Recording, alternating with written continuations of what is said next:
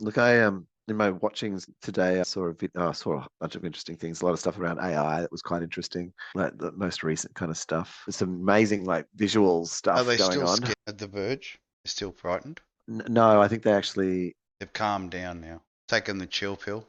yeah, we help them check themselves before they wreck Yeah, themselves. got to do that. But I think there's actually a sort of a feeling about this in general. So one of the things I watched today, there was a paper that the guy was talking about, Mm. and the paper was looking at consciousness. And it didn't use language that was fearful around consciousness. And it was, we may already have forms of consciousness going on that we're not aware of. And they're like looking at the difference between. The mushrooms can't be connected across a planet and not have some sort of intelligence. Oh, intelligence is everywhere, man. It's in mass. I've had more intelligent situations with a hornet than or a friggin' bee or a, Negotiating non-stingage. no, it's saving life and stuff like that. Preventing own demise by exit swiftly. First stand off in the stare down and then exiting swiftly. There is that, yeah. Mm. And yeah, hornets are good. I like large creatures like that, the way that they can communicate. Yeah, I slept with a bee, like a little tiny buzzing bee. Like I thought it was going to die because it stayed out too late. And so I let it Rescued snuggle it. up in, yeah, just in behind. And so it went up in behind my ear, just sat there under and was cozy. So it could survive the night. Happiness. Yeah, Friend. yeah. Yeah.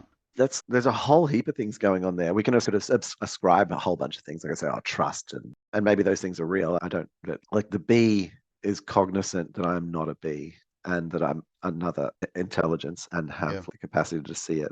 They know. If you've rescued those kind of things, and they like say if they were drowning or whatever, and then you bring them back to like sanity, and then Yeah.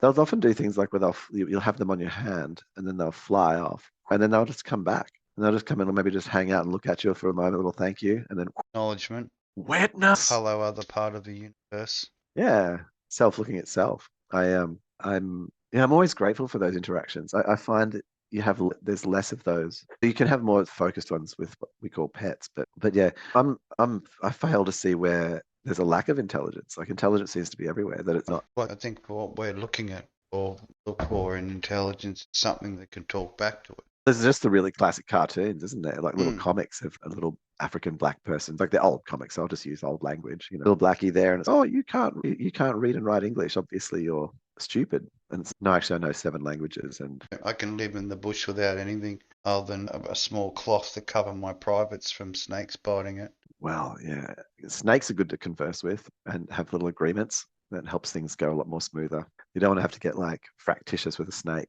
complex. Snakes are like the cousins that you only see very rarely Yes, and small doses. yeah, because if you had a long dose of snake, then you've imprisoned one, and I'm not into that. You could have one that sort of lived near, but you still wouldn't see it very often. It would make itself scarce as they normally do.